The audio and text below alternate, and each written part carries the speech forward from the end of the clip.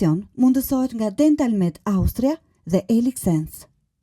Ritan Leka është një nga aktorët më të rëndësishëm të industrisë së real estate-it në Shqipëri. Faleminderit që je i pranishëm pjatë. Faleminderit që më ftove. Në fakt, ne duhet ishim takuar shumë më herët, ndoshta unë si pedagog, ti si student i gazetarisë ose si dy kolegë gazetar, por ja ku u takuam në industrinë e real estate-it, ku unë tani jam student dhe ju jeni pedagog. E vërtet edhe kjo, po unë mendoj që asnjëherë nuk ndalojmë së mësuari, që kështu nuk ka të bëj periudha që hym në po themi në sken. E rëndësishme është që të jemi në linjë me njëri tjetrin dhe të jemi duke respektuar rregullat e lojës dhe të jemi duke punuar në një mënyrë që ta zhvillojmë të industri dhe këtë treg. Si u diplomove dhe si nuk e fute asnjëherë në punë diplomën e gazetarit? Të them drejtën, historia e shkollës time të lartë është pak e bukur. Domethënë, si gjithë djemt mendoj unë, në ato vitet e fundit të gjimnazit, edhe unë e humba pak atë fokusin nga mësimet, orientimin, drejtimin që doja të merrja. Dhe kur konkurova për shkollë të lartë, mosha e buzëqeshë e pa shkak. Pikërisht. Kur konkurova për shkollë të lartë, konkurova kryesisht në lëndë shoqërore të cilat unë e dija që isha i fort. Dhe fitova gazetarin, fitova sociologjin në atë kohë dhe italishten ose frëngjishten, se nuk e mbaj më të mirë. Dhe vendosa që të shkoja në gazetari, sepse mu duk si, po themi shkolli, formimi më i përgjithshëm që unë mund të merja në të gjitha drejtimet dhe realisht ashtu qëlloj. Domethënë gazetaria për mua ishte një vazhdim i gjimnazit edhe për një periudhë me lëndë të tjera. Megjithatë, sot kur kthehem mbrapsht dhe mendoj, them që kam bërë zgjedhjen më të mirë të mundshme, jo vetëm për punën që bëj sot, po për karakterin që unë kam formuar dhe për atë që unë përfaqësoj, sepse gazetaria më ka dhënë një informacion të përgjithshëm, po mbi të gjitha, më e rëndësishmja nga çdo gjë tjetër më ka dhënë komunikimin publik. Dhe këtë e ke përdorur si armën tënde në... Besoj që është arma ime më e fortë. Komunikimi besoj që është arma ime më e fortë. Jo vetëm në këtë punë, po edhe në punrat e tjera që unë kam bërë. E provova sepse je nga ata që sapo i marrën në telefon, me njëherë pranojnë të komunikojnë, pra aq kohë sa edhe podcasti sigurisht i ka bërë disa puntata dhe është krijuar ideja pak a shumë. Pa diskutim, podcastet sot janë bërë shumë, ne diskutuam dhe bashkë. Por janë ato që kanë një mision edhe një vizion shumë interesant dhe besoj se paktën për industrinë tonë ky jot është më i rëndësishëm nga të gjithë. Aktorët që ke marrë në këtë podcast janë ata që kanë lënë shenja në industrinë tonë dhe unë besoj se historia është shumë e rëndësishme në çdo lloj fushë për t'u analizuar, të kuptojmë nga vim dhe ku duhet shkojmë. Nëse nuk respektojmë të shkurën, nuk kemi të ardhmen. Pa diskutim. Kështu që si kalove pastaj nga diplomimi, se besoj se ka qenë që ditën e parë. Jo, direkt pa diskutim që jo. Unë në moment që unë diplomova në gazetari, kisha shumë kolegë të mit ose po themi shok shkollë të mit që punonin në atë kohë në media. Dikush në media vizive, dikush në media të shkruar, dikush në radio. Dhe vija re që fatkeqësisht për kohën, nuk e di si është tani, po besoj se nuk është se ka shumë ndryshim. Fatkeqësisht për kohën të ardhurat që ata kishin shumë të vogla. I duhej që me lekët e tyre të mbushnin telefonin me një kartë, i duhej që me lekët e tyre të merrnin dhe të paguanin kafet e një interviste të personazhit që ata do intervistonin. I duhej që të strapacoheshin deri në orën 11 natës dhe kulmi arrinte në orën 11 natës, kryeredaktori, mbas ata kishin mbaruar shkrimin që do të faqosej të nesërmen, i thoshte fshije se nuk janë linjën tonë editoriale dhe ky material nuk është i mirë për gazetën apo për mediat. Ose s'ka vend te faqja dhe i duhej që ta rishkruanin të gjithin dhe të arrinin me 2-3 orë gjumë të zgjoheshin të nesër mëngjes për të bërë të njëjtën gjë. Dhe unë këtë gjë nuk e pranova dot kurrë dhe nuk e bëra kurrë. Si trokite në këtë industri? Faktikisht mua në industri më ftuan. Si ka qenë? Joni që është shoku im i fëmijërisë edhe partneri im në biznes, ne kemi qenë shok klasë nga klasa parë me njëri tjetrin. Është një CEO tjetër i Centrit 21. CEO tjetër. Ai në periudhën që mbaroi studimet në Angli, u kthye në Shqipëri me idenë që dua të bëj diçka për vete. Dhe filloi të provonte shumë biznese. Në atë kohë unë punoja për Coca-Colën dhe kisha ngritur shumë shkallë në karrierën time. Çdo vit më ftonte në një biznes të ri, po për mua ishte e pamundur që të hiqja dorë nga ajo çka kisha për të provuar aventura. Në momentin që vendosi të bënte Center 21, më desh rreth 8 muaj kohë nga momenti që ai e mori, që të bëhesha pjesë ose po themi të përqafoja atë idenë e tij. Dhe më njëherë në momentin që përqafova idenë e tij, u gjenda në një realitet krejt tjetër. Si ishte dita e parë? Dita e parë ishte shumë e çuditshme. Unë isha mësuar të shisja, unë kam qenë shits në, po themi, në profilin tim gjithmonë. Dhe na dënon. Dhe na dënon time. Po të shisje prona dhe të shisje pasuritë patundshme ishte të shisje buzëqeshje dhe të shisje të ardhmen e njerëzve dhe nuk ishte njësoj si shisje Coca-Cola. Po. Dhe diferenca ishte shumë amerikane. Pikërisht, diferenca ishte shumë e madhe. Vura re që kishte hapësirë të madhe për zhvillim. Vura re që nuk po bënim asgjë nga ato çane marka dhe po themi modeli amerikan na mësonte. Dhe vura re që përfaqësonim një hapësirë shumë të vogël në treg. Pra praktikisht tregu ishte dhe është akoma dhe sot i gjithi për të zaptuar. Çfarë dua të them, në periudhën që unë hyra në lojë, rreth 7 apo 8% e transaksioneve që zhvilloheshin në industrinë e patundshme, në industrinë e pasurisë patundshme, zhvilloheshin nëpërmjet një ndërmjetësi. Sot që ne flasim, kemi arritur nivelin e 25% deri në 30%. Kemi edhe 70-75% kemi akoma 70-75% për pushtuar. Sa vite u bën? Unë kam hyrë te viti i 14. Vitin e 13 fatet e pas ke kaluar. Kam kaluar. Si ishte? Të them drejtën, çdo vit është më i bukur në industri. Më pyesin shpesh agjentët e mi edhe më thonë, ç'a të motivon ty? I them, më motivon leku. Po jo paraja në vetvete, më motivon ideja si qëllim. Apo çfarë mund të bëj unë si instrument. Si instrument, pikërisht, çfarë mund të bëj unë me ato para. Dhe çdo ditë është i njëjti motiv për mua. Unë zgjohem me qëllime të qarta në kokë se çfarë duhet realizoj, kush janë projektet e radhës dhe sigurisht paraja është ajo që na ndihmon neve si mjet që të realizojmë projektet tona dhe realizimi i projekteve është ajo që motivon mua më shumë. Ke patur një moment gjatë këtij rrugtimi që ke thënë kam pasur shumë momente. E the tamam fjalën bollo jono sepse pikërisht ai ka qenë personi që më duronte në gjithë këto vite, me gjithë ngritje ulje të humorit tim, sepse si industri është industri që të konsumon shumë. Të konsumon energji, të konsumon në marrëdhënie dhe mbi të gjitha është industri e pasigurt. Do me thënë ti çfarëdo lloj gjëje që ti mund të ndërtosh në vizionin tënd për të nesërmen, ti s'ke asgjë të sigurt, sepse siguria e vetme është realizimi i transaksionit. Çfarë ishte diçka që atkoh nuk ekzistonte dhe që sot është? Janë shumë, Fredi. E para fare nuk ekzistonin kontratat që bëhen nëpërmjet ndërmjetësve dhe individëve që kanë përcaktuar për të blerë një pronë. E dyta, nuk ekzistonin këto komisione që ne marrim sot. Komisionet ishin të parregullta, merrej 1%, 2%, ndoshta 3% nga shitsi. Nga blerësi nuk merrej kurrë komision. Nga qiramarrësi nuk merrej kurrë komision. Ndërkohë që individët që punojnë te industri janë duke ofruar shërbim njësoj siç i ofrojnë palës shitse, ndoshta edhe më shumë palës blerëse. Po i çojnë lekët ke shtëpia. Pa diskutim. Jo, po i gjejnë sepse praktikisht kush është logjika apo shërbimi që një agent imobiliar të ofron? Ti rrin punë apo në shtëpi apo në hallet e tua apo në jetën tënde dhe agenti është duke ose në pushimet e tua dhe agenti është duke punuar për ty. Po të evidenton kush është prona e duhur që ti të blesh, po të evidenton kush është investimi më i mirë që ti të bësh, të gjitha me radhë. Atëherë të takon dhe ty si blerës se të paguash komision. Po janë dhe shumë elemente tjera. Ne sot kemi një shoqat, jemi profesion i njohur. Ne sot jemi profesion i rregulluar ligjërisht. Pra janë shumë gjëra që në kohën që unë u bëra pjesë e industrisë nuk ekzistonin fare. Si ishte një shitje atëherë? Një shitje atëherë ishte shumë e vështirë, Fred, sepse e para fare njohuria mbi dokumentacionin ishte shumë e pakët, dhe e dyta njohuria mbi profesionin ishte ajo që nuk ekzistonte fare. Dhe ti të shkoje te një individ dhe ti thoje që unë jam i ndërmjetës imobiliar dhe ai thoshte ti ishe mobilje.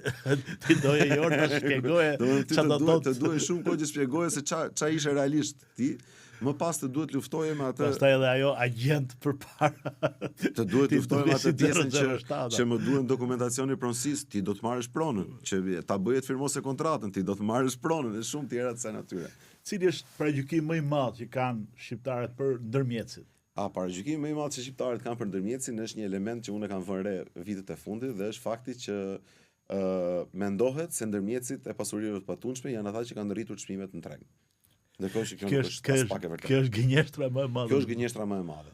Domethënë në tregun ton, në të paktën 10 vitet e fundit ka një spekullim shumë të madh të çmimesh dhe e gjitha kjo është pasojë e titullarëve të pronave apo e pronarëve, të cilët pretendojnë të marrin maksimumin e mundshëm për pronat e tyre. Qofshin prona të vjetra, pra kur flasim të vjetra përpara viteve 90, apo qofshin prona të reja të viteve 2010, 2020 e kështu me radhë. Po kanë edhe këtë që ja japin 15 agjencive me 15 çmime ndryshme. Ai është problemi më i madh. Domethënë dhe qytetarët hutohen dhe thonë ore, po e kanë parë në 15 vende këtë me 15 çmime ndryshme. Gjithmonë mendoj se është problemi i shitsit, nuk është problemi i agentit fare. Agenti është facilitatori i procesit të shitjes. Po s'ke se si ti vesh ti çmimin pronës së dikujt tjetër. Të thash, unë do ta quaj mallkim. Mallkimi më i madh është për agentët imobiliar apo për ndërmjetësit e pasurive patundshme sot në tregun shqiptar, është stereotipi që është krijuar në popull, të cilët mendojnë se kanë qenë këta apo ne, individët apo grupi interesit të cilët kemi bërë të mundur që të ndryshojnë çmimet treg, ndërkohë që s'është as pak e vërtet. Duhet të kesh parasysh Gjofret që komisionet e agjencive imobiliare në Shqipëri variojnë nga 3 deri në 4%. Në një shitje po themi 100.000 euro, në qoftë se shitja është 90.000 apo është 100.000 euro, flasim për një diferencë krejt vogël në komision. Dhe agenti ka parimin kryesor në mbylljen e transaksionit. Pra fokusi më i madh që ai ka është që të përfundoj punën, që pala shitse të shesi pronën dhe pala blerëse të blej pronën dhe komisioni është gjëja e fundit që ai mendon. Pra agenti kurse si nuk është një ndikues në çmimin e pronës.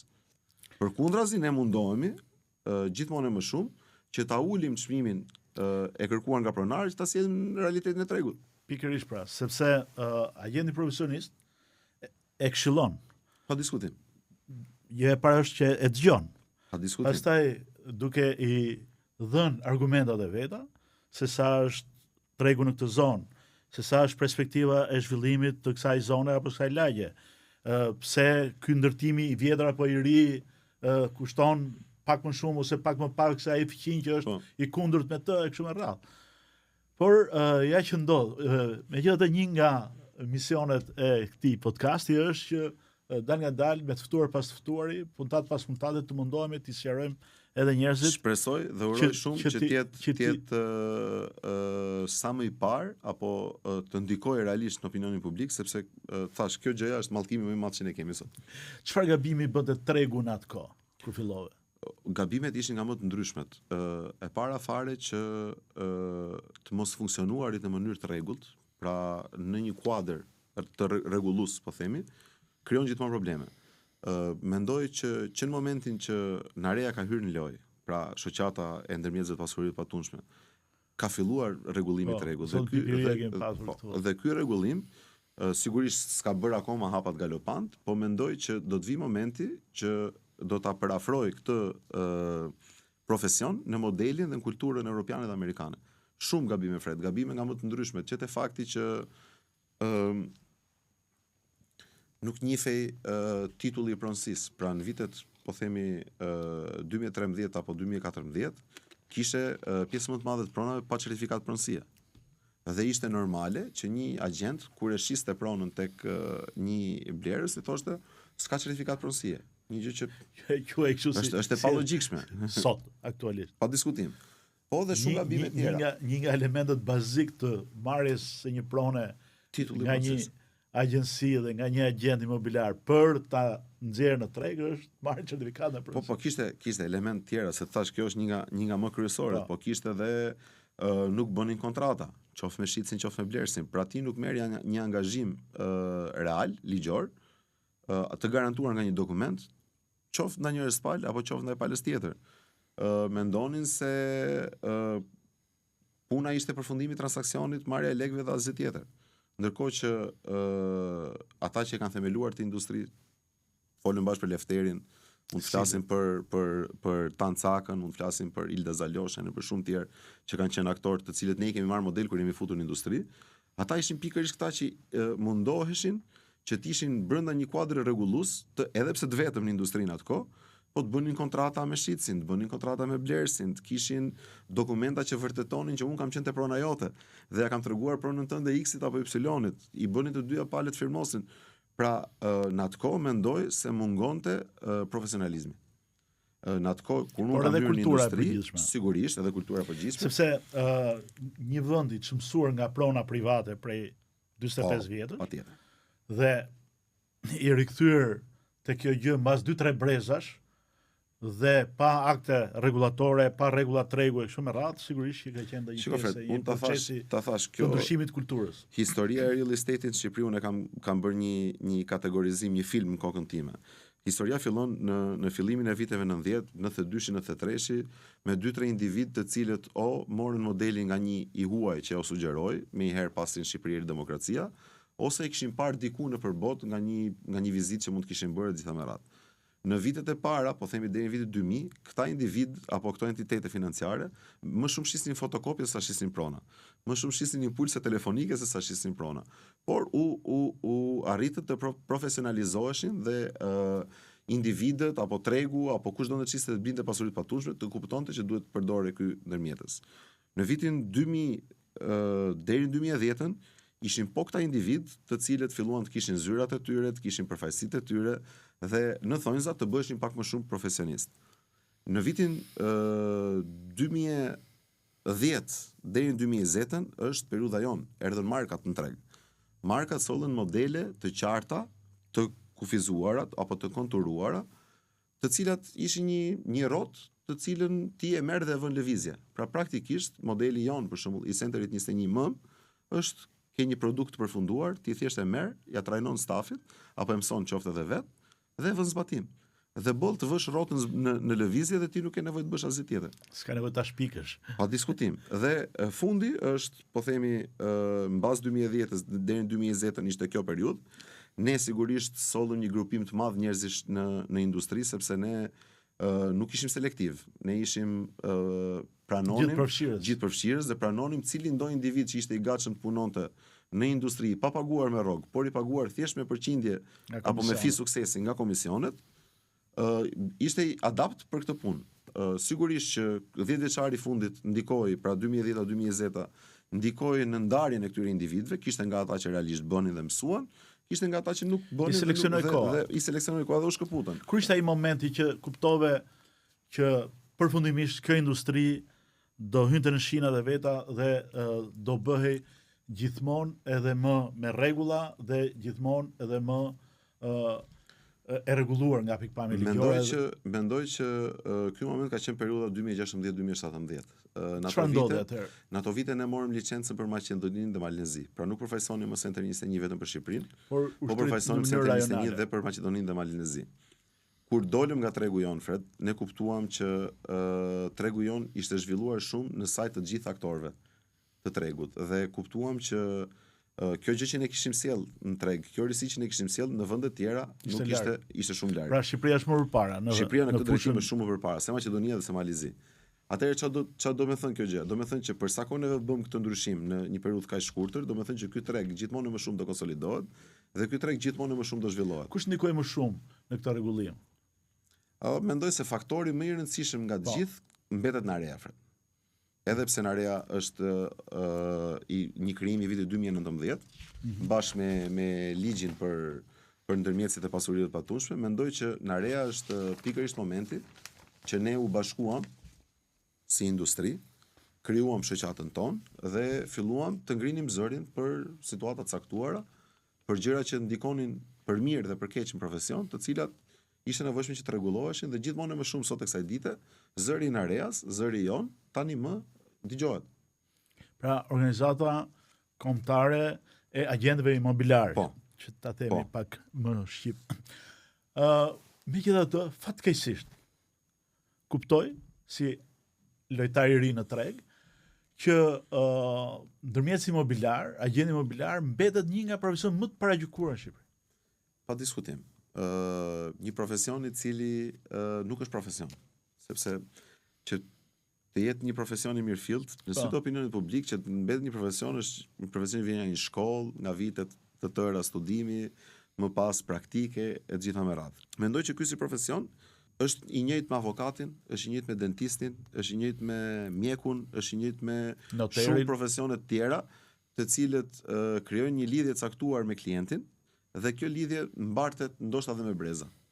Unë kam parasysh kolegët e mi në Amerikë, Fred, ata janë njësoj, domethënë klienti i tyre, siç ka avokatin e familjes, siç ka atë ekonomistin apo kontabilistin që përgatit taksat, siç ka mjekun e përgjithshëm, siç ka farmacistin, edhe shumë profesione të tjera, në të njëjtin vend ka dhe ndërmjetësin e pasurisë të patundshme. Ndërmjetësi është një keqje e domosdoshme për tregun apo është Mendoj se jo. Është e vetmja hallk e cila mund ta rregullojë atë. Ndërmjetësi mendoj se është e vetmja hallk që mund ta rregullojë tregun e shitblerjes pasurisë të patundshme dhe atë të qemarrjes të pasurisë të patundshme. Ajo që vere është që sa më jetë gjatë tregjet në histori, tregu amerikan, për shembull, që mendoj që nga ande ka filluar ky profesion, Evropa perëndimore, veriore, e kështu me radhë, aq më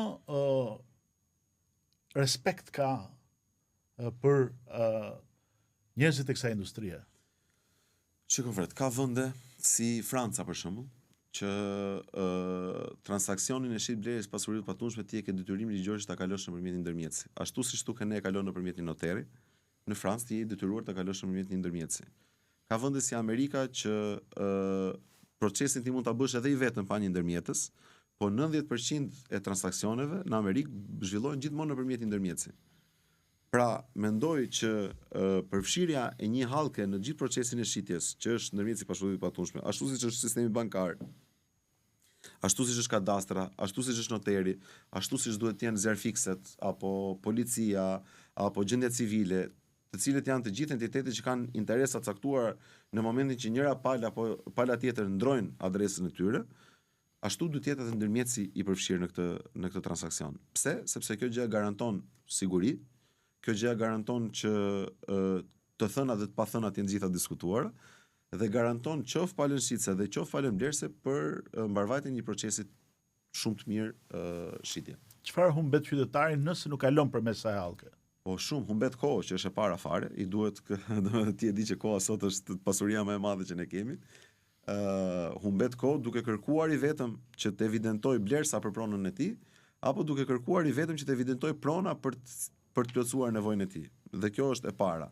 E dyta, humbet informacion të vyer lidhur me dokumentacionin e pronës. E treta, humbet mundësinë reale që të vlerësoj tregun ashtu siç duhet, sepse ndërmjetësi nuk është shitsi i pronës. Ndërmjetësi është ai që këshillon qoftë njërin palë apo palën tjetër drejt finalizimit të transaksionit. Pra, një blerës që kontakton një ndërmjetës është i sigurt që akseson një bazë të gjerë të dhënash, tek e cila vlerëson shumë mirë kush janë çmimet e pronave për zonën që ai do të investojë, kush është oportuniteti më i mirë që ai duhet preki për të realizuar transaksionin e vet, ndërkohë që nga ana tjetër një shitës menaxhon shumë mirë kohën e shitjes, menaxhon shumë mirë pjesën e individëve që vinë, ata që bëjnë xhiro, po që i quajmë ne, që thjesht vinë për të parë, një ndërmjetës di të filtrojë shumë mirë. Ashtu si edhe njerëzit të cilët nuk kanë mundësinë që ta blejnë pronën e tij, por vinë thjesht për ta parë pronën e tij. Ndërkohë që ndërmjetësi është ai që filtron, e marketon dhe pozicionon siç duhet pronën e shitësit dhe në fund realizon transaksionin. Si është e mundur që për të blerë palë kpuc, për të blerë fustan, për të blerë një xhaket do pyesim gjithë shokët komshit dhe fshatin, por nuk pyesim për atë që është investim më i madh i jetës, që është prona. Ndër skenat, po themi, që më kujtohen apo ndër ndodhit që kanë ndodhur në vite, një gjë që nuk më del nga mendja kurrë është se si çdo shqiptar në momentin që vendos për të blerë një pronë, po erdhi burri i vetëm, nuk e blen kur pronën, pra duhet të jetë patjetër edhe gruaja. Se ato hoxha notës janë vendimarrëset. E dyta është në momentin final ti nuk duhet merresh më me blersin, që është burri apo gruaja, po ti duhet merresh me nonën, me babën, me motrën, me vllajën, me çunën e xhajas, me çunën e tezë, me gjithë me radhë, që vinë dhe japin nga një mendje apo nga një koment për pronën që ai po blen. Si që ati ti prishet ai transaksion që ai është nisur të bëj. Dhe shpesh herë kemi gjetur veten, unë se unë nuk bëj transaksione, po agjentë e mi më tregojnë shumë histori të kësaj natyre, që e gjej veten duke folur me komshiun, duke folur me çunë e hallës, po me taksistin, duke folur me lloj individi. Se ai di këto punë. Sa ata i din këto punë pikërisht. Po pra, dhe mbetet kjo dhe harrojnë që e para Zoti ta tregoj ty ëndrrën dhe po ta bën ty realitet pa diskutim. Atë për cilën ti kush e di sa ke punuar dhe sa ke ndërruar, dhe përmes profesionistëve, të cilët kanë 10, 15, 20 vjet në këtë industri. Besoj Fred që njerëzit duhet ta provojnë të punuarit me një profesionist. Fatkeqësisht në këtë industri ka dhe sharlatan, dhe ne i diskutojmë shpesh. S'ka pyll pa derë. Pa diskutim. Duhet provojnë të punojnë me një profesionist i cili di që ta ndjekë procesin nga A në Z. Di që ti drejtojë në mënyrën e duhur në investimin që ta duhet bëjnë dhe di që të përcjellin një proces shumë të mirë, një proces të bukur. Duhet kemi parasysh që blera një pronë si martesa, domethënë mund të bësh 1, 2, maksimumi 3 në jetë në raste normale, jo si investitor flas. Dhe normalisht një emocion shumë i veçantë për njerëzit. Dhe këtë emocion e para duhet ta respektoj ndërmjetësja për profesionistin që merret me këtë gjë, dhe e dyta duhet i ndërtoj një histori shumë bukur. Ndërmjetësja është në rolin e priftit të fshatit. Pa diskutim. Që do t'japi bekimin. Do t'japi bekimin, po ose sekretari i bashkisë. Dhe duhet i drejtoj drejt procesit. Drejtoj ceremoninë. Dhe normalisht të qenit një ndërmjetës jo profesionist i shkakton dhimbje koke, i shkakton probleme, i fut në lloj qërsokake ku njerëzit pastaj ngecin në situata me dokumentacione të çuditshme, në situata me transaksione të çuditshme. Dhe pastaj arrim në atë pikën që po diskutojnë në veçparë që ndërmjetësit e pasurive patundshme janë ata të cilët janë problemi i tregut dhe sipas miteve urbane. Sipas miteve urbane. Ju thatë që unë vetë nuk bëj transaksione, sepse ti tani je në një pozicion drejtues. Që ditën e parë që unë jam futur në këtë industri nuk kam bërë transaksione fred. Po, por ke drejtuar gjithmonë grupe njerëzish drejt transaksioneve dhe ke udhëhequr procesin e transaksionit deri në përfundim. Deri në përfundim, po. Cili ka qenë transaksioni i parë? Nuk duhet të flas për transaksionin e parë, po duhet të flas për transaksionin e disat. Po themi ose transaksioni i vërtetë nga fillimi. Po themi ai që unë quaj të parin për veten, nuk e mbaj mend kush ka qenë i pari, po ai të cilin unë quaj të parin me vërtet për veten time, ka qenë një transaksion i cili ka zgjatur 9 muaj. Në vitin 2014, njerëzit nuk e besojnë këtë gjë. Në janar ose në shkurt, një ish kolegja ime më thotë për një kompani tajvaneze, e dyta në botë për prodhimin e këpucëve pa markë, me rreth 68 fabrika prezente në gjithë botën, kishte vendosur që të vinte në Shqipëri dhe të prodhonte këpucë. Dhe më thotë që doni një tokë rreth 30 deri në 40.000 metra katror në një zonë industriale, afër me portin e Durrësit, afër me shinat e trenit, por që ishte edhe zonë e banuar. Më një herë më erdhi Kamza. Dhe në momentin që mora kërkesën nga kjo shoqja ime, shpërndaj në grup. E shpërndaj në grup dhe dolën spikatën 2-3 prona. Një prej tyre ishte një ish pik betoni rreth 20 metra nga bashkia Kamzës, e cila na u propozua për 100 euro metra katror. Dhe të them drejtën, tash në 2014 diskutojnë tokën Kamzës me 100 euro metra katror ishte shumë. Dhe unë që në momentin që ja prezantoj palës blerse, që ishin grupi tajvanez, ja propozoj me çmim të reduktuar. Ja vetë çmimin dhe i them 90 euro. Ndërkohë që shitsa donin 100 euro për pronën. Ata vinë. Se ti besoje ke procesi i negocimit. Sigurisht që besoja te procesi i negocimit, po nuk besoja vetvete se do kishte transaksion real. Po, edhe më shumë Dhe e thash me idenë që pa propozoj njerëz se, okay, unë gjithmonë kam besuar te transaksioni, Fred. I çdo lloj vlere, i çdo lloj madhësie. Po, është proces. Kam thënë që çdo proces duhet ndjekur njësoj. E beson apo se beson ti, çdo proces duhet ndjekur njësoj.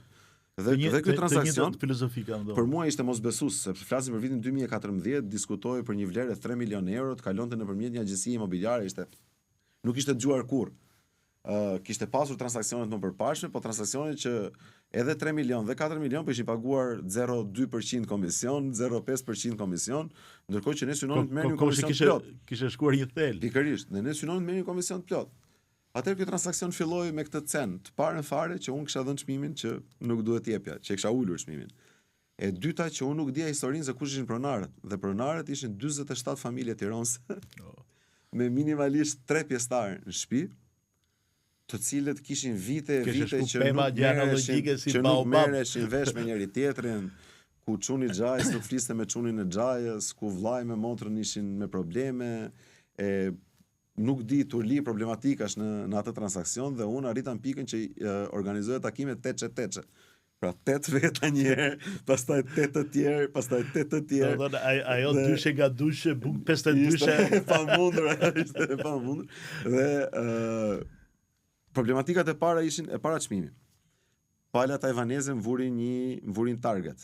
E para fare unë i kërkova fi angazhimi dhe i kërkova 1% vlerës se ata do investonin, ta parapaguanin. e parapaguan dhe kjo ishte arsyeja pse ai transaksion u bë, se unë në 9 muaj çdo ditë shkoja në shtëpi dhe thoja unë këtë transaksion nuk e bëj. Si ai parimi që themi, kush paguan kaparin, put your money where your mouth is. Kështu që atëherë besoje se ajo ka 99.99% mundësi të. Pa diskutim. Ky ishte modeli që mua më kishte mësuar Amerika. Amerika thoshte që nëse ti do të hysh në një transaksion dhe do të harxhosh kohën tënde për të gjë, duhet që klienti të tregoj proof of funds se kanë ata, pra që të tregoj që është i gatshëm ta blej pronën. Dhe përveç saj duhet që të ketë një fije angazhimi që ti po angazhohesh të bësh të punë, me gjithë problematikat që ky transaksion ka, atëherë ti duhet parapaguar një gjë. Në rastin se ky transaksion nuk finalizohet, këto fonde kthehen mbrapsht. Në rastin se ky transaksion shkon drejt finalizimit, po para blerëse të riqet, atëherë humbet këtë vlerë. Dhe kjo ishte e vetmi arsye pse për 9 muaj unë vazhdoja dhe merresha me këtë gjë. Të kishte futur në kurr. Ky transaksion Fred më mësoi realisht çdo gjë. Më mësoi mbi trashëgiminë e pronës, më mësoi mbi ndarjen e pasurisë patundshme, më mësoi topografinë e pasurisë patundshme. Më mësoi kadastrën, nuk e njihja çfarë ishte kadastra. Më mësoi ligjet.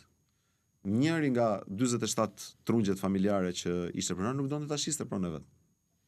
Dhe më tha, kur un kam dashur ta shesin, kushurinë e mi nuk e shitën, tash un s'dua ta shes.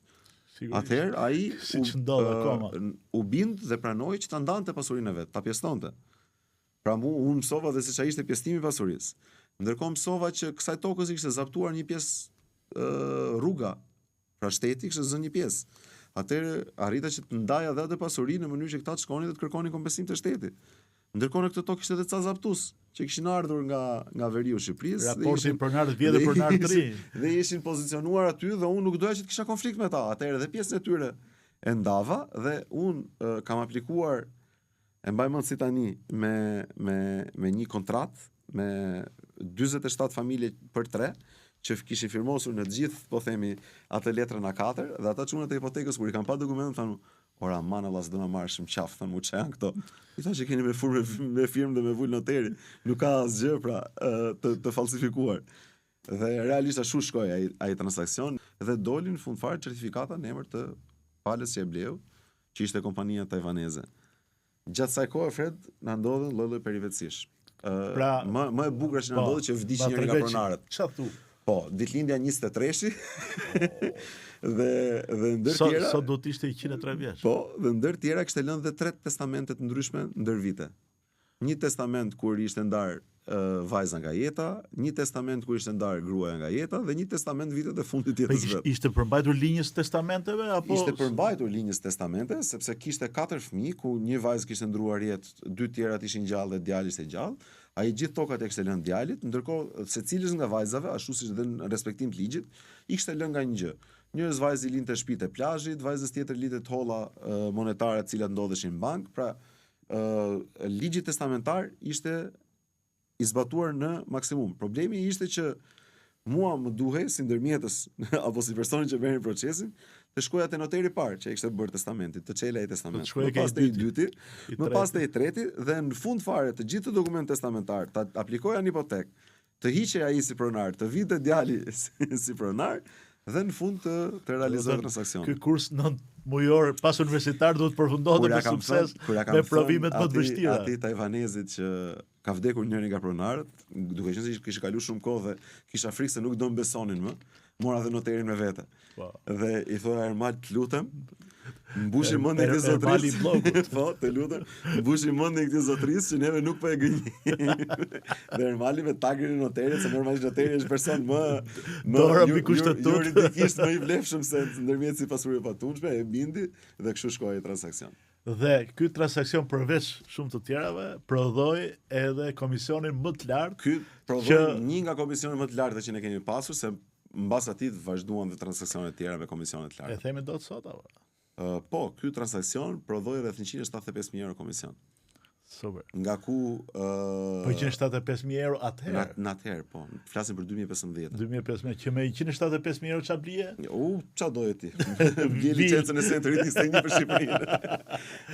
Për të shakas. Ky transaksion prodhoi një vlerë shumë të madhe dhe me atë vlerë u paguan shumë veta. E para fare u paguan gjithë ndërmjetësit që morën pjesë, e dyta u paguan marka, e treta u paguan një zinxhir i madh topografësh, noterësh, sepse ishin marrë gjitha përsipër nga agjencia, njerëz që u morën me transaksionin dhe realisht në fund fare ti e di si funksionon. Të ngelet një vlerë e vogël se paguan taksa, paguan gjithë detyrimet, po kënaqësia që merr nga realizimi i një transaksioni të tillë sado që të kesh marrë. Është e frikshme. Okej, besoj se ke marrë mësimin më të madh profesional. Për mua po, kjo ka qenë shkolla ime reale në tregun e pasurisë patundshme. Kur e thyve këtë rekordin e komisionit? E kam thyer shumë herë pastaj. E kam thyer shumë herë ndër vite, po gjithmonë kam përfshirë shumë aktorë në lojë. Duke qenë se s'bëj transaksione vet. Trimi mirë me shok shumë. Gjithmonë. Duke qenë se s'bëj transaksione vet, kam dashur gjithmonë që agjentët cilët kanë besuar te vizioni im, të ndihen të vlerësuar, të ndihen të paguar dhe të kenë arsye pse të rrinë në bashkëpunimin tanë. Prona me çmimin më të lartë që ke arritur të mbyllësh si 4.200.000 euro. Ka qenë prona me çmimin. E cila ka qenë? Tipologji prona, jo. Kanë qenë dy. Njëra është një njësi tregtare rreth 1080 metra katror në mos gaboj, në një nga objektet që është duke u finalizuar sot në Tiranë, që do të jetë pjesë e një prej supermarketeve më të mëdha të tregut ton, dhe tjetra është një godinë e tëra që ka qenë seli e një banke të nivelit 2 në Shqipëri dhe sot është një nuk di spital, nuk di çfarë është, domethënë jepet me qira. Ti ndërkohë, duke qenë se je pjesë e industrisë, ke filluar të investosh vetë në prona? Po. Të thash 2016-2017 dhe të përmenda Maqedoninë dhe Malnezi, po nuk të përmenda dhe themelimin e një shoqërie që unë dhe Joni kemi, sot edhe me Eltonin, një ortak shok tonin tjetër, të cilën e përdorim si shoqëri për të investuar në pasuritë e patundshme. Ne ndjekim modelin që marka na jep, Fred, në të shkuarit në konferencat që marka zhvillon në Amerikë apo që marka zhvillon në Europë. Ti kupton gjithmonë më shumë që real estate i vërtet është ai që ti blen prona, sepse ke informacionin dhe e di kush është prona e lirë që po shitet, më pas i bën një make-up apo i bën një rregullim, ose dhe thjesht e ripozicionon me çmim treg në çmim të dur dhe e rishet, dhe këto para që ti merr ti vazhdon i investon. Dhe ne prej 2017-s fillimisht iniciuar me fondet vogla familjare. Po, kështu fillon me borxhe, investim familjar. Filluam të blinim ose apartamente, fondi i investimit familjar. Filluam blinim apartamente nga 25, nga 30, nga 35, nga 50 në atë kohë, derisa filluam të kishim partneritet me bankat e nivelit 2, të cilat edhe na financonin në blerjet që ne bënim, po përveç saj na jepnin dhe portofolin e tyre të pronave. Më kujtohet një transakcion blerje që kemi bërë me property investment, nga një nga bankat e nivelit 2, blem një grup prej 80 apartamentesh, të cilat fondet që ne vum në loj ishin 10% e vlerës, sepse pjesën tjetër e gjeneruam gjithë nga shitjet. Pra praktikisht ne i tham bankës që këto janë fondet tona, të gjithë fondet e tjera që ne do vëm apo që ne duhet të paguajmë, do të t'i japim me bazë të çdo shitje që do bëjmë. Dhe ne e përfunduam shitjen e atyre apartamenteve për një periudhë nga 6 deri në 8 muaj. Banka u pagua, ne morëm fitimet tona dhe një operacion me miliona euro. Me miliona euro. Dhe besoj se ky mund të ketë qenë dhe fitimi i parë më i madh i fondit tuaj të investime. Po, ky ishte momenti që ne likuiduam borxhet dhe detyrimet që kishim marrë për ta pasur dhe për ta themeluar atë shoqëri, dhe për të pozicionuar në treg si aktor real, të vlerësuar nga bankat dhe nga të gjithë, po themi, grupet mbështetëse, që të vazhdonim ta bënim këtë gjë më tej. Sot jemi në fazën që kemi interesa në këtë drejtim, po jemi fokusuar më shumë tek pronat, tek terrenet, pronat cilat mund t'i blejmë dhe mund t'i japim dikujt tjetër për të zhvilluar.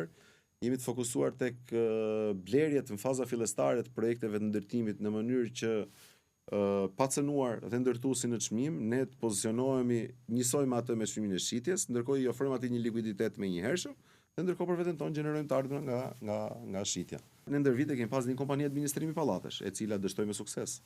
Të plot, spektakolare. Spektakolar. Ne tregoj çfarë histori se arritëm të shkonim deri në 178 pallate në administrim. Në Tiranë. Në Tiranë. Po. Kishim ndërtuar, domethënë, rrjet. Suksesi jonë është që gjithmonë Fred ndërtojmë struktura. Po. Asgjë në punën tonë nuk e kemi bërë pa strukturë. Kemi pranuar gjithmonë të humbasim të ardhura nga vetja jonë, dhe të paguajnë më shumë shpenzime, ama të kemi një strukturë. Njëjtën gjë aplikuam edhe në këtë kompani që quhet CPM Administration atko, kompani administrimi pallatesh, nuk e ndajmë CPM-s. Dhe logjika ishte që në vitin e parë deri në vitin e 5, kur ne parashikonim që dilnim break even, neve donim të fitonim vetëm 10%. Ku në 100% e banorëve të pallatit ne pretendonin që na paguanin rreth 60 apo 70%, dhe në këtë 60-70% ne mbulonim gjithë shpenzimet dhe të fitonim vetëm 10% kësaj gjëje. Në fund të një periudhe një vit e gjysmë, jo vetëm që s'po paguanin 60%, po paguanin rreth 20-30%, po neve ishim duke paguar, kishim rregulluar marrëdhënien e gjithë kompanive të ashensorëve, sepse ata po merrin lekët rregullisht nga ne. Kishim rregulluar dhe siguruar gjithë shkallët e pallateve, me pompat e ujit, me kabinat elektrike, me depozitat e ujit, të cilat kur ne i hapim dhe i bënim pastrim Fred, nuk ta shpjegoj dot çka kemi gjetë brenda. Pastrimin e ambienteve të përbashkëta. Nuk ta shpjegoj dot çka kemi gjetë depozitat e ujit, rroba, macet ngordhura, në depozitat e ujit pishëm, që ti faktikisht edhe po se pive, lahesh me ato ujin, lan rrobat, lan enët, gatuan. Dhe njerëzit me një ja që kanë qëndruar në për taraca dhe askush nuk ka shkuar të kontrollojë kudo më në bodrum, me gropa atje se çka ka hyrë, çka ka dalë. Problemi më i madh mendoj unë është që te pjesa e kulturës tonë nuk e kemi kulturën e komunitetit apo kulturën e bashkëtesës. Sepse qëllon që ai ka 8 thotë që un jam ka 8, s'më duhet ashensori për shkak. Ti ke katet e para që nuk ju duhet as ashensori as pompa ujit për vetën. Ti ke gjithë një si tregtare që thonë që unë shfrytëzoj asgjë nga pallati, pse duhet paguaj. Pastaj ti ke gjithë ata që lën kputucët dhe plerat ke dera e shtëpisë dhe thonë ç'pun ke ti, kjo është dera e shtëpisë time. Dhe pastaj ke gjithë ata që lën në lavatriçe të vjetër, në sopë të vjetër, në qetësi natyre ke dera e shtëpisë relike. Ose që futen 10 veta në ashensor ose vendos 500 kg. Dhe pastaj ke tetaraca, duke qenë se ka rregulluar ai kati të fundit, nuk të lë të bësh asgjë, edhe pse është sipërfaqe e përbashkët. Për sa dështuat. Edhe lloj çudi. Një periudhë, një vit e gjysmë. Humbët shumë para. Humbëm goxha para. Kush humbë më shumë, ju apo qyteti? Them drejtë, më shumë humbi qyteti. Unë përpara se ta mbyllja kompaninë, bëra një takim në Bashkinë Tiranë atko. Dhe i thash, zotërin, unë nuk e përballoj dot më këtë gjë. Ose do gjeni një mënyrë se si ky faturim të kalojë nëpërmjet ujësjellësit, OSHE-s, që faturat vinte dhe të paguhet e detyrueshme dhe ne të arrinim të merrnim para tona, nuk do e fitim, do vetëm mbulojmë shpenzimet, ose do nxjerrim një fond komunitar nga bashkia që ne të arrijmë ta mbulojmë këtë gjë, ose unë do ta mbyll. Çata? Mu tha që fatkeqësisht ligji nuk mund ndryshonte, që fatkeqësisht njerëzit që nuk paguanin ishin në numër më të madh se ata që paguanin, dhe duhej një bindje e madhe qytetare që të arrinim në këtë pikë në mënyrë që të mos kishin probleme komunitare, dhe unë e kuptova që ishte çështje politike dhe unë utëroqja në këtë gjë. Qartë. Ja ku erdhëm ke një pikë që unë e kam për zemër në këtë intervistë. Një nga gjërat që keni bërë shumë mirë, mendoj unë, është pjesa e rekrutimit, trajnimit, rritjes dhe e kalimit nga njerëz pa eksperiencë, vetëm ato dëshirën për të bërë agent imobiliar, derisa janë bërë dhe broker apo njerëz të rëndësishëm në këtë industri, duke dhënë ato kontributin e tyre. Ma trego pak si funksionon kjo gjë. Ndër vite, Fred, un kam qenë ai që kur bëra pjesë e industrisë, thash, mora modelin e markës dhe e zbatova në detaj. Marka thoshte që ishte formular ajo? Bashkëpunimi, që ta kuptoj, ishte një kod. Janë disa dokumente. Dokumenti i parë është kontrata që marka bën me çdo filial.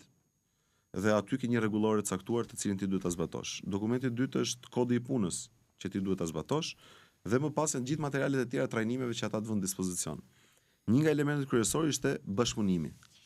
Pra praktikisht sa më i madh ishte numri i bashkëpunëtorëve, aq më shumë fitohej.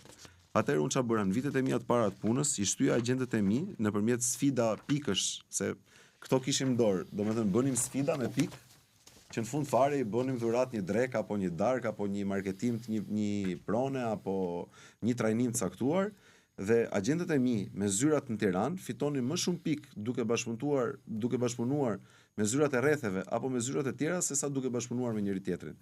Kjo gjë çfarë bëri? Kjo gjë bëri që ne të rrisim bashkëpunimin shumë brenda vetes tonë. Dhe ky bashkëpunim na solli në ato rezultate që ne kemi sot. Neve si Center 21 Albania sot përfaqësojmë mendoj 50% të rregullt pasurive të ndërmjetësve të pasurive patundshme legal, pra ose të certifikuar.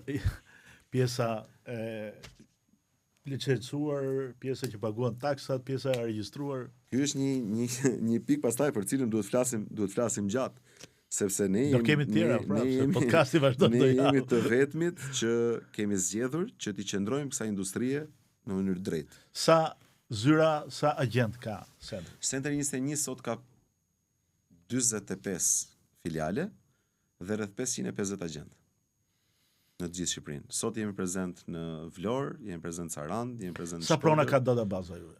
As di të ta them këtë, nuk është se e shoh. Ajo që ne i këshillojmë agjentët tanë është që të kenë një numër jo më të madh se 25 prona për shitje dhe 25 prona qera që menaxhojnë njëkohësisht. Sa periudhë kalon një agent nga momenti që troket tek ju derisa ai vihet në start dhe i thuhet periudha parë fare është periudha e provës, që është 6 mujorshi i punës. Gjatë këtij 6 mujorshi agenti paguhet me sigurime, pra i paguhen sigurimet dhe punësohet si pagamarrës, dhe në rastin se ai realizon transaksion merr pagë, në rastin se ai nuk realizon transaksion, nuk bën për këtë gjë dhe dështon. Në momentin që ai realizon transaksion dhe kalon këtë periudhën 6 mujore duke u paguar me rrogë, atëherë vendoset që ai agent të bëjë një marrëveshje bashkëpunimi me kompaninë dhe të ketë biznesin e vet, pra partitën e tij financiare apo niptin e vet.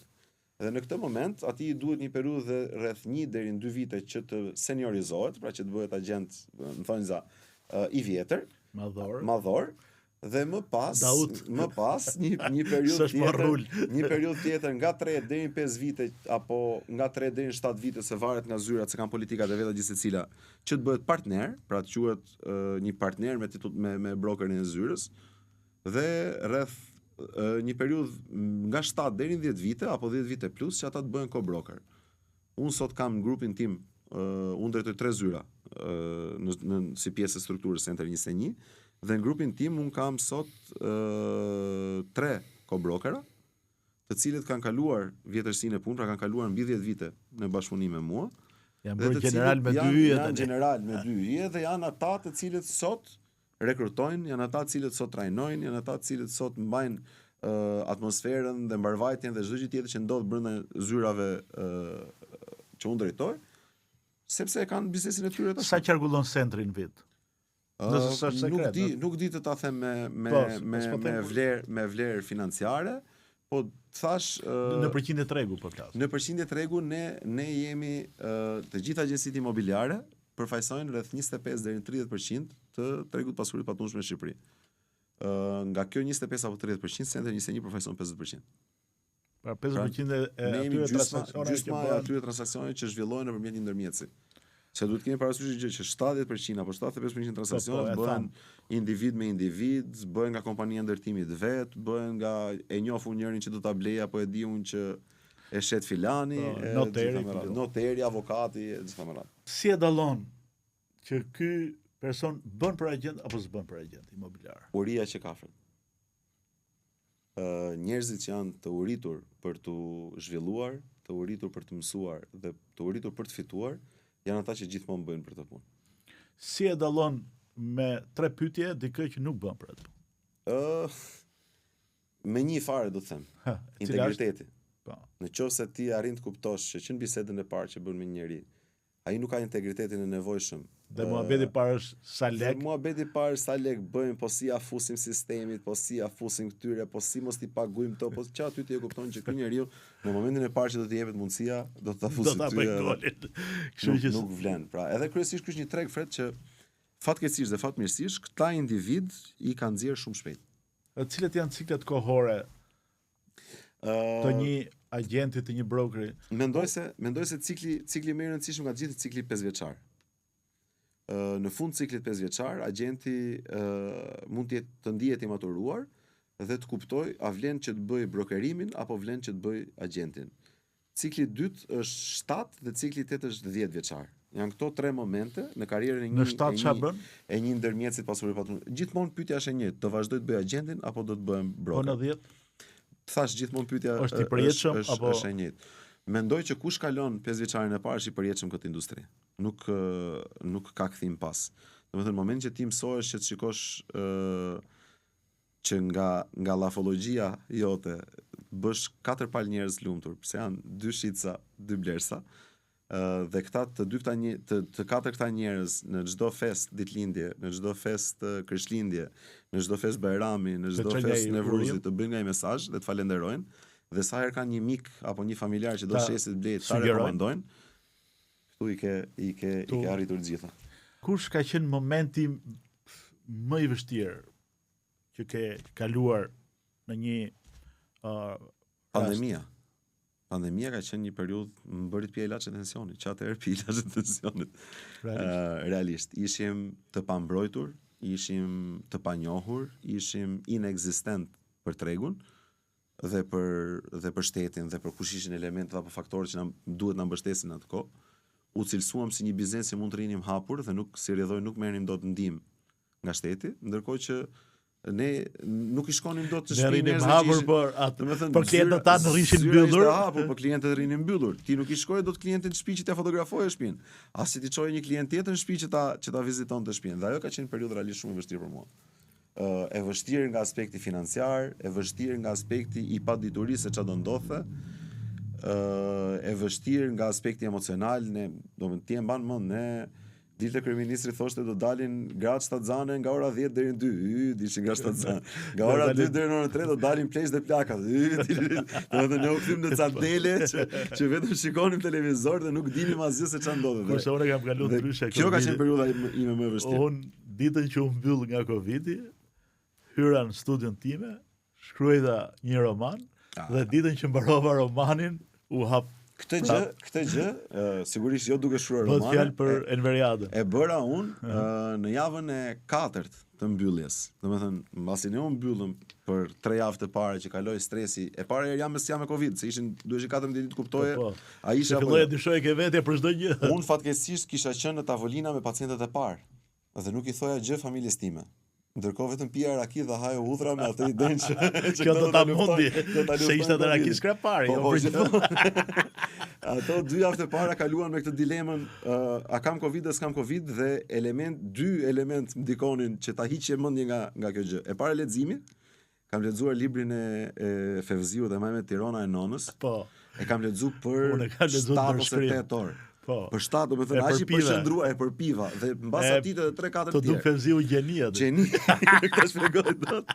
Dhe një gjë tjetër që më ishte mendje ishte kurosja. Unë s'e me kuros Europa. Po s'kam e kurosur kurrë një aty zbulove. Në atë moment zbulova që për ti ishe fokusuar te kurosja e te knisha. Antistres. Ti ishe totalisht i fokusuar aty dhe nuk kishin mendje asgjë tjetër. Dhe haroje Covidin. Aty the nona ime. Dhe nisa të them që në javën e 4 e mblodha mendjen, e kuptova që kjo ishte një gjë që s'është do na shkatronte apo do na ndryshonte, na ndryshoi jetën, po jo në atë nivel çaflite, dhe fillova kontaktoja njerëz.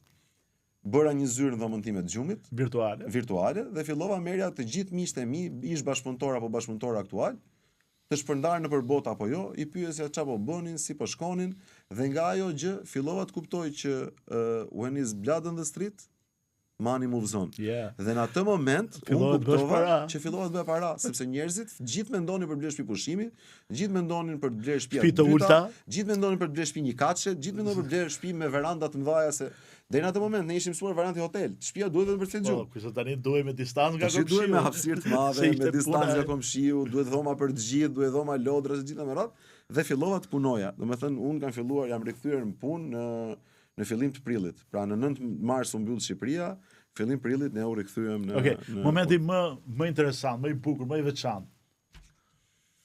Se ka shumë Fred, po mund të them që momenti që më interesant ka qenë investimi im i parë. Që është? Unë bleva një pasuri të patundshme në zonën e Gardës, një apartament, nga një mik i imi, të cilin e bleva, e rregullova, e sistemova, më pas e shita, dhe kur e shita, sigurisht kisha kredi bankare që për atë blerje. Ajo vajza që të thash, janë këto avokati, doktori, këto është e bankieri. Dhe unë kam një bankiere timen që e kam shumë shoqe, është nuse e shokut i ngushtë, jemi vite që jemi shokë njëri tjetrin, dhe është ai personi që duhet të këshilloj. Dhe në momentin që unë e shes atë pronë, shkoj te banka për të mbyllur kredin.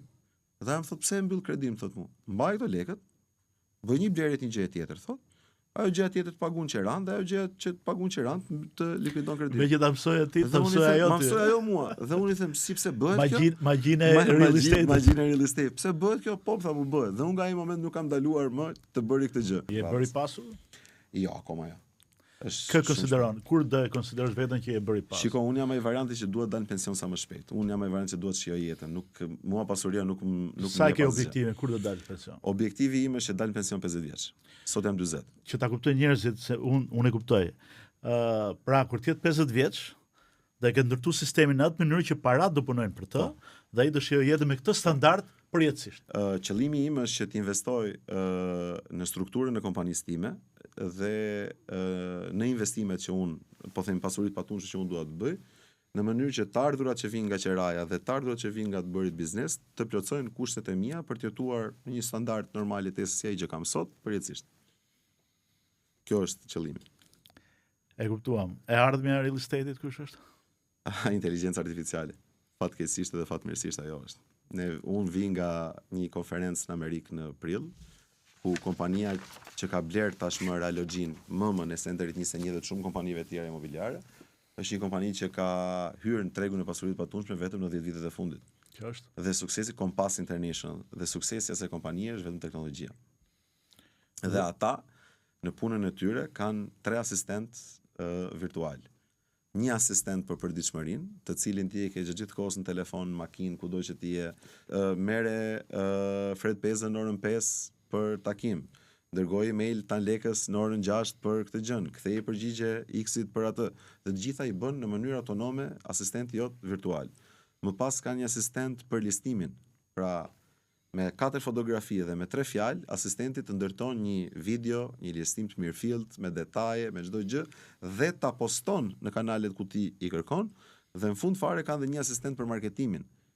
Pra, inteligjencë artificiale me kosto zero, sepse kjo është e bukur e kësaj gjëje, me kosto zero, do kishte 3 njerëz në rastin më të mirë, që do t'i paguaj me rroga, që do bënin këtë gjë për ty, me kosto zero të prodhon një kohë të papar që ti ta përdorësh në funksion të përmirësimit të punës tënde dhe në funksion të përmirësimit të ardhurave tua. Pra praktikisht nëpërmjet inteligjencës artificiale procesi do facilitohet aq shumë sa rendimenti do jetë shumë i lartë. Kur të kesh dalë ti në pension, besoj inteligjencë artificiale. Unë jap inteligjencë artificiale i 5 vjeçar, që ta rrëmbej tregun ton edhe shumë tregje tjera. Ne çfarë do bëjmë atëherë? Ne do vazhdojmë bëjmë të gjë që po bëjmë, se shkruar kjo ideja që inteligjenca artificiale do të nxjerrë njerëz përmes asistentëve. Ne do të jemi më profesionist, do fitojmë më shumë dhe do kemi më shumë kohë për veten tonë. Shumë faleminderit. Faleminderit ti. Dhe nëse doni të qëndroni në pjatës, do duhet të vazhdoni të na ndiqni dhe të dëgjoni këshillat e njerëzve si Dritan Lega. Faleminderit. Mirupafshim.